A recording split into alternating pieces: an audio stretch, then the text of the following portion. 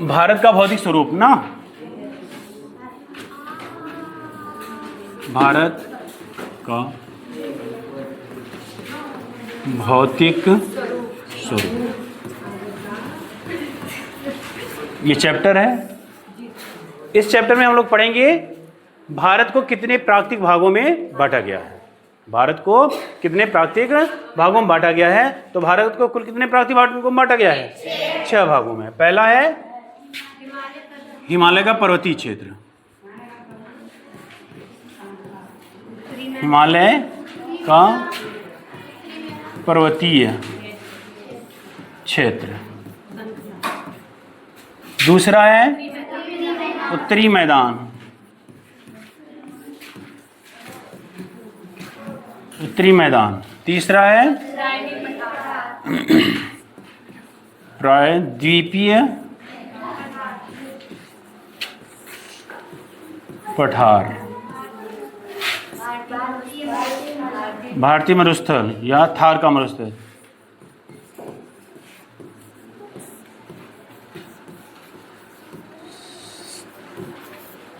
मरुस्थल ना,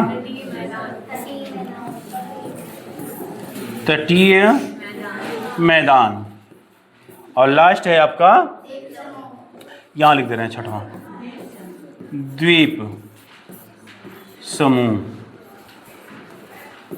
द्वीप समूह। ये 6 चीजें हैं जो भारत को प्राकृतिक विभाजन करती हैं। इनमें हम लोग सबसे पहले पढ़ेंगे हिमालय का पर्वतीय क्षेत्र। कौन सा? हिमालय का पर्वतीय क्षेत्र। अब भारत का हम मैप बनाएंगे और उसी में तो आप लोग बनाना सीखिए इसको। इस पे छोटा बनेगा, बहुत बड़ा नहीं बनेगा, लेकिन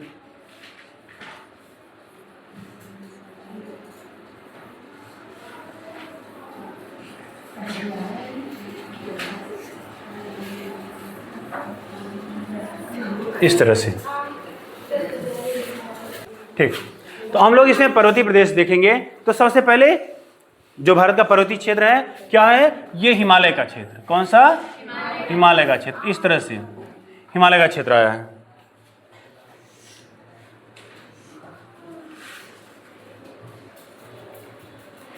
ये क्या है? हिमालयी प्रदेश है। क्या है? हिमालय का प्रदेश है। इस तरह से हिमालय प्रदेश है। फिर आगे यहां थोड़ा थोड़ा करके निकल। अब हिमालय पर्वत को 3 भागों में बांटा गया है। और आप लोगों को पता है कि हिमालय पर्वत कहाँ पे है? वहां पे कौन सा सागर था पहले? सबसे पहले टैथिस नामक सागर था। जो आज आपका हिमालय है, यहाँ पर क्या था? टैथिस सागर था। ये वाला स्थान, ये जो स्थान है, यहाँ पे क्या था पूरा? ये टैथिस सागर था। लेकिन आप लोगों को पता है कि आज से करोड़ों वर्ष पहले तो दक्षिण भारत का है, भारत का प्रायद्वीपीय क्षेत्र, ये जो है इसका न, ये जो अंग है, यह किसका अंग है? यह गोंडवाना लैंड का है, जिसे गोंडवाना प्लेट भी कहते हैं, उसका अंग है। प्राचीन काल में जब गोंडवाना लैंड है टूट करके वो कई भागों में विभाजित हुआ, तो उनमें से कई, जैसे कि अफ्रीका महाद्वीप। कौन सा? अफ्रीका महाद्वीप। आगे जब विश्व का मैप देखेंगे तो उसमें अफ्रीका महाद्वीप, और इसके बाद ऑस्ट्रेलिया महाद्वीप, दक्षिणी अमेरिका महाद्वीप, और कुछ हिस्सा ये जो भारत का प्रायद्वीपीय भाग है, ये गोंडवाना लैंड के हिस्से हैं। जब गोंडवाना लैंड टूटा था तो ये बिखर के इतने महाद्वीपों का निर्माण हुआ था। तो उन्हीं में से ये गोंडवाना लैंड जो है वो जब उत्तर की ओर खिसकने लगा और दक्षिण उत्तर से यूरेशियाई प्लेट, जब ये दोनों आपस में आकर के टकराने लगे, और वहीं पर क्या है? टैथिस सागर है। आप देखेंगे कि जब दोनों टकराने लगे तो जो उसका समुद्री तल था, वह जब दबाव पड़ेगा, दोनों आप लोगों को बताए थे उस कि अगर गीली मिट्टी ले लो और आप दोनों ऐसे दबाओ तो ऊपर हिस्सा निकलेगा कि नहीं निकलेगा? तो जब इन प्लेटों का दबाव काफ़ी तेज हुआ, तब इसका क्या हुआ? वो मिट्टी ऊपर उठने लगी और धीरे धीरे वो किसका निर्माण हुआ? हिमालय पर्वत का निर्माण हुआ। सबसे पहले ग्रेट हिमालय का, जिसे फिर इसके बाद मध्य हिमालय या लघु हिमालय, उसके बाद शिवालिक हिमालय, 3 हिमालयों का निर्माण हुआ। हम लोग सबसे पहले पढ़ेंगे ग्रेट हिमालय। कौन सा हिमालय? ग्रेट हिमालय। ये जो हिस्सा है सबसे ऊपर का, इसे क्या कहेंगे? Great Himalaya. Great Himalaya. Great Himalaya है या महान हिमालय, ग्रेट हिमालय या महान हिमालय। अब ग्रेट हिमालय ये कहाँ से कहाँ तक है? यहाँ पामीर की पठार है, यहाँ इस साइड में, इधर पामीर की का पठार या पामीर की गांठ भी कहते हैं इसे आप, पामीर का पठार, जिसे विश्व की छत भी कहा जाता है। क्या कहा जाता है? विश्व की छत भी कहा जाता है। और यह विश्व का सबसे ऊंचा पठार भी है। जो पामीर का पठार है ये क्या है? विश्व का सबसे ऊंचा पठार है। अब इस हिमालय, ग्रेट हिमालय को 3 नदियों ने काटा है। एक है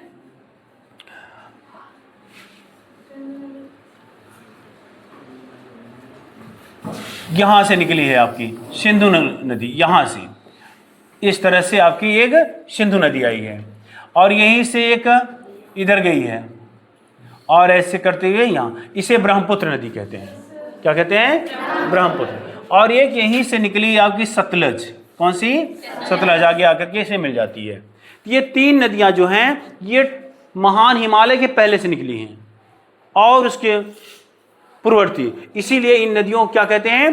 पूर्ववर्ती नदी कहते हैं। हिमालय से भी पहले से इनका निर्माण हुआ है। ठीक है, तो ये 3 नदियां हिमालय को काट करके, जो हिमालय बढ़ रहा था उसको काट करके तब इनका जल आगे बढ़ा, और जाकर इन 2 नदियां, सिंधु, ये कौन सी नदी है?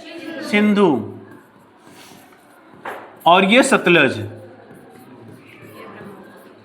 सतलज, और ये ब्रह्मपुत्र।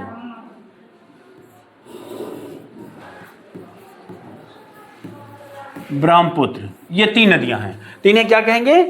पूर्ववर्ती नदी। क्या कहेंगे? पूर्ववर्ती नदी। इसलिए कहेंगे क्योंकि हिमालय के पहले सिंगल, देख रहे हैं हिमालय का निर्माण इसके उत्तर में है, जबकि ये नदियां इसके दक्षिण, हिमालय दक्षिण में है और नदियां उत्तर से निकल रही हैं और पहले से निकल रही हैं ना, इसलिए इन्हें, इन नदियों को क्या कहते हैं? पूर्ववर्ती नदी कहते हैं।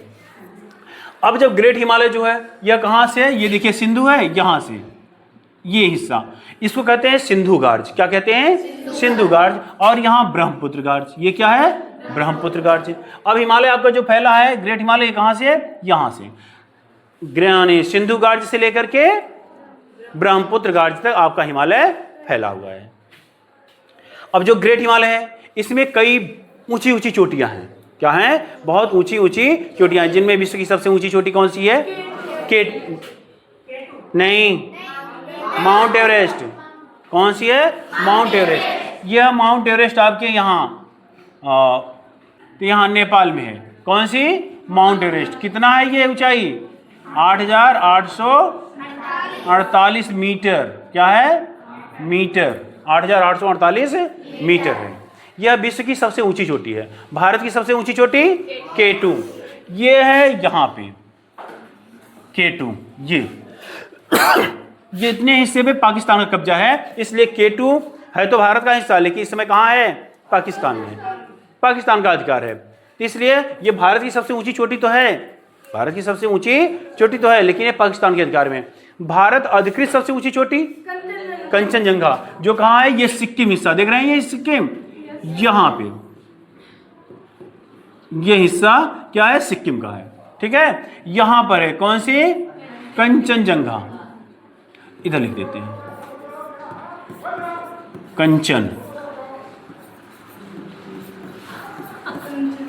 कंचनजंगा। ये कहाँ है? कंचनजंगा। ये भारत अधिकृत क्षेत्र की सबसे ऊंची चोटी है।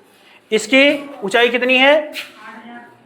8,598 मीटर, 88 नहीं, 98 मीटर।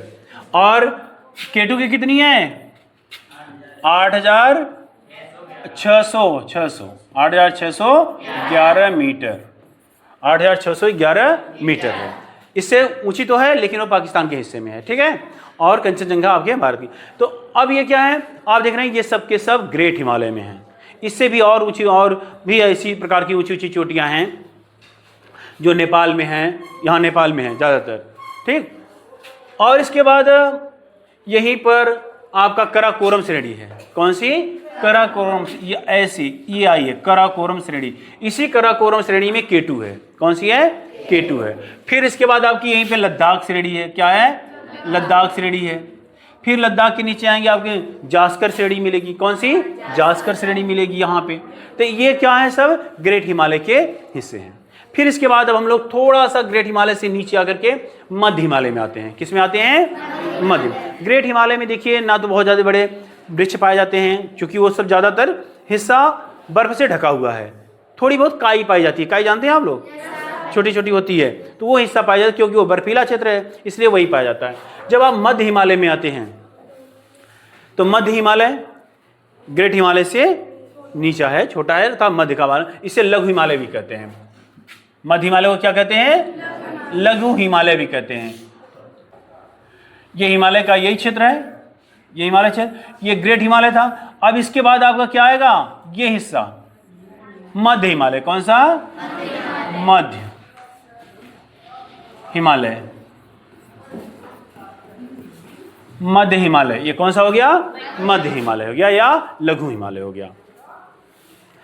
इसमें भी कई श्रेणियां हैं, जैसे आपके यहाँ पे धौलाधर श्रेणी है, और आगे नंगा पर्वत है, इसी में है, और कुल्लू, मनाली, ये सब आपके इसी मध्य हिमालय के हिस्से हैं। जो आप जम्मू वहाँ जाते हैं उत्तराखंड में या उससे आगे हिमाचल प्रदेश में, तो वहाँ आपको बड़े अच्छे रमणीय स्थल मिलेंगे, आप घूमने लायक स्थल मिलेंगे, जिनमें कुल्लू, मनाली, ये सब उसी में है। ये बहुत ही सुंदर दृश्य है यहाँ के। अगर कभी मौका मिले तो घूमने जाओ वहाँ आपको एकदम वास्तविक प्रकृति महसूस होगी, प्रकृति की सुंदरता क्या होती है वो देखने को मिलेगा। तो मध्य हिमालय में वो चीज़ें, यहाँ पर शंकुधारी वृक्ष पाए जाते हैं। शंकुधारी वृक्ष मतलब कैसे होते हैं? शंकुधारी वृक्ष ये इस तरह से ऐसे वृक्ष पाए जाएंगे, ऐसे इसकी पत्तियां होंगी, इस तरह से इसकी पत्तियां इसी प्रकार से होंगी। ये शंकुधारी वृक्ष पाए जाते हैं। और शंकुधारी वृक्ष क्यों पाए जाते हैं? क्योंकि यहाँ पे बर्फबारी होती है। वहाँ पे क्या होती है? बर्फबारी। अब इन पौधों, अगर मान लो यहाँ बर्फ गिरती है तो बर्फ सीधा नीचे चली जाएगी, इनके पत्तों पे रुकेगी नहीं। इसलिए वहाँ पे कौन से वृक्ष पाए जाते हैं? शंकुधारी वृक्ष पाए ज़्यादातर।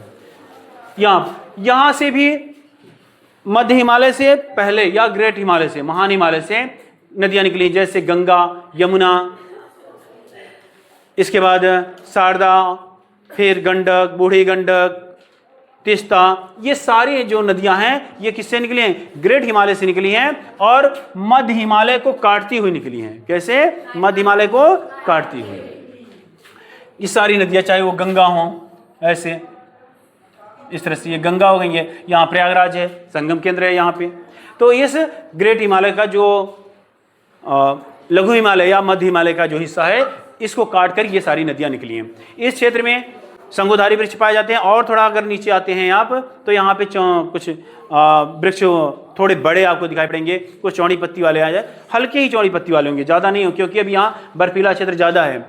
अब इसके बाद अगर आप उसके नीचे आएंगे, शिवालिक श्रेणी, ये ज़्यादा हो गया, यहाँ तक नहीं, यहाँ से है शिवालिक श्रेणी, यहाँ से ये जो हिस्सा है ये क्या है? शिवालिक श्रेणी। अर्थात मध्य हिमालय से नीचे जब आप उत्तर की साइड में आएंगे तो आपको कौन से मिलेगी? शिवालिक श्रेणी मिलेगी, या हिमालय पर्वत का निचला हिस्सा, जिसे हम शिवालिक श्रेणी कहते हैं। शिवालिक श्रेणी जो होता है हिमालय का गिरिपाद है, एक तरह से पैर जो होता है हिमालय का, वो शिवालिक श्रेणी है। इसका निर्माण सबसे लास्ट में हुआ है। यहाँ पर बहुत सारे आपको द्वार पाए जाते हैं। द्वार जो घर में होते हैं, द्वार का मतलब प्रवेश स्थान। तो वैसे ही इसमें भी द्वार, जैसे हरिद्वार है, ये हिमालय पर्वत का द्वार है, यहीं से शुरू हो जाता है, उसके बाद आपको समतल मैदान मिलेंगे, तो इसलिए हरिद्वार है ये। फिर और बहुत सारे आपको देखेंगे हमने मध्य हिमालय में, वो जम्मू कश्मीर का जो हिस्सा है, यहाँ पे कुछ घास के मैदान पाए जाते थे, वो भूल गए बताने को, तो क्या नाम है उसका? गुलमर्ग, सोनमर्ग, इसे वहाँ पे मर्ग कहते हैं, घास के मैदान हैं ये।